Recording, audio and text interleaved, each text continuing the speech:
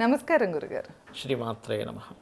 గురుగారు, మనం అయితే వాస్తుపరంగా కొన్ని విషయాలు అయితే చెప్తూ ఉంటారు గురుగారు. ఎందుకంటే జనరల్గా అందరూ చెప్పే వాస్తుకి మీరు చెప్పేదానికి తేడా ఏంటి అంటే నేను పర్సనల్గా మా ఇంటికి చెప్పించుకున్నాను కనుక మీరు ఒక రీసెర్చ్ ఓరియంటెడ్గా పక్కా క్యాలిక్యులేటెడ్గా చెప్తూ ఉంటారు. వాస్తు అంటే జస్ట్ ఈ డైరెక్షన్లో జనరల్గా ఈస్ట్ అంటే అందరూ మంచిదని మేము ఎన్నో ఏళ్ల నుండి మా పెళ్ళైనప్పటి నుండి ఈస్ట్ అంటే మంచిది అన్నట్లు అనుకునే వాళ్ళం. కానీ ఆ ఈస్ట్లో కూడా టిల్ట్ అయితే ప్రాబ్లం వస్తుంది అన్న విషయం అయితే మాకు అసలు తెలియదు, చాలామందికి తెలియదు.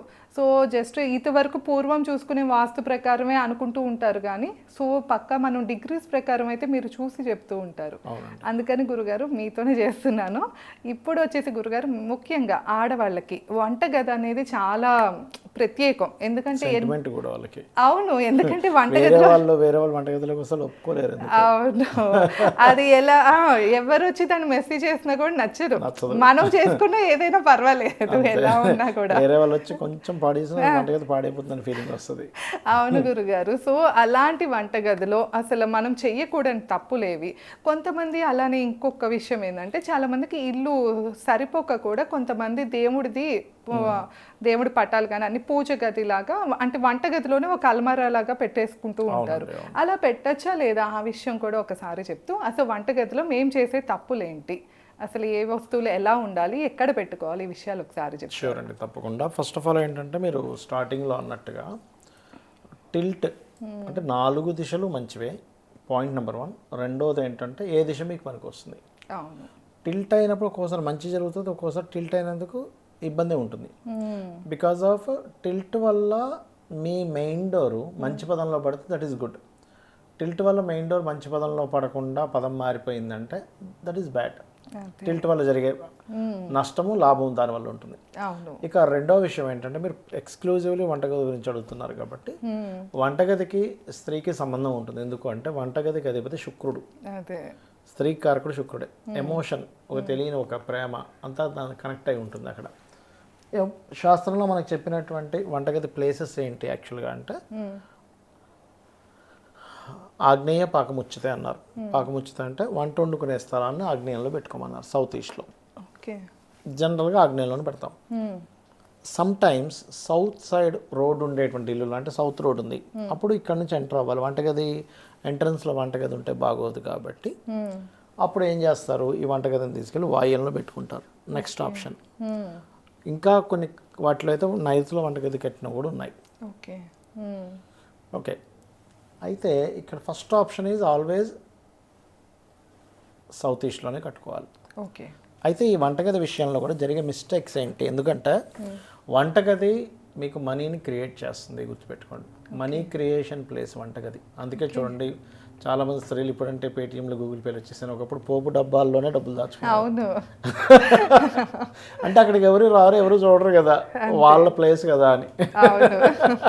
అందుకు కానీ ఏమో అక్కడ ఇంకెవరైనా ఎంటర్ అయితే వాళ్ళకి చిరాకు వచ్చేది, నా డబ్బులు ఇక్కడ ఉన్నాయి కదా అని.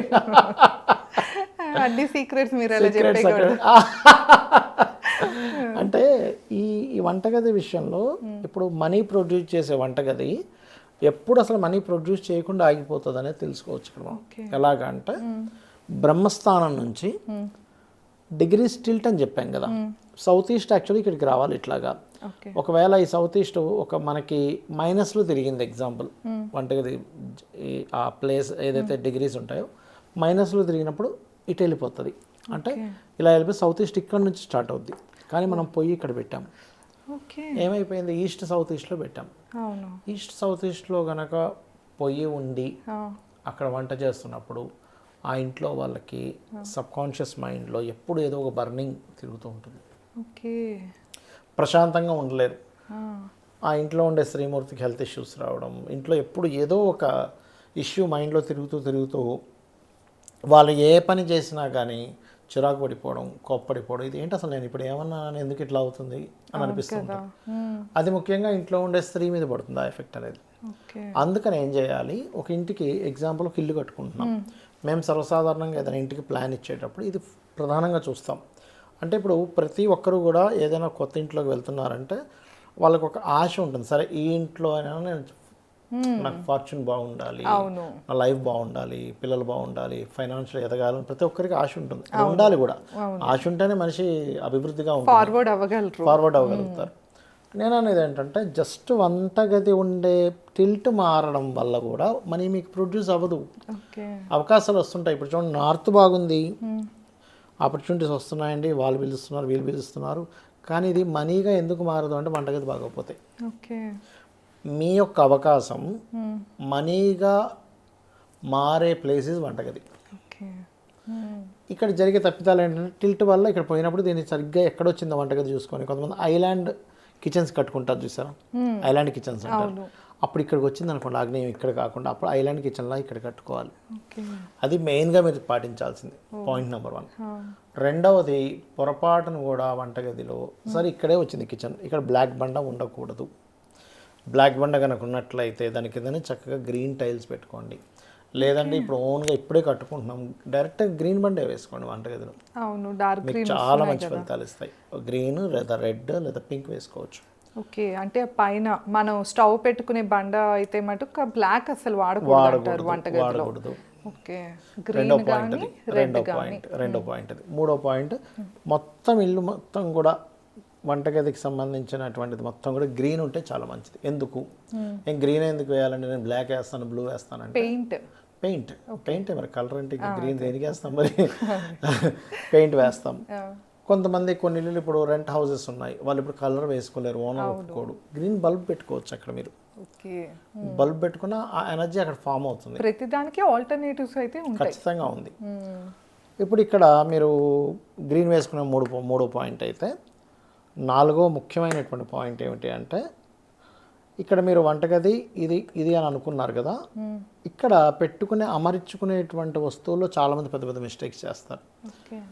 ఇప్పుడు వంటగదిలోనే ఫ్రిడ్జ్ పెట్టుకోవాలనుకుంటున్నారు, వంటగదిలో వెస్ట్లో పెట్టుకోండి ఫ్రిడ్జ్, తెలియక వంటగదిలో నార్త్లో పెడతారు. ఈ రూమ్కి నార్త్ బరువు అయిపోయింది కదా, పెద్ద ఫ్రిడ్జ్ పెట్టేస్తారు. అప్పుడే అస్సలు ఉండకూడదు. ఏ రూమ్లోనైనా కానీ నార్త్లో అసలు బరువు ఉండకూడదు. ఇది చాలా పెద్ద మిస్టేక్.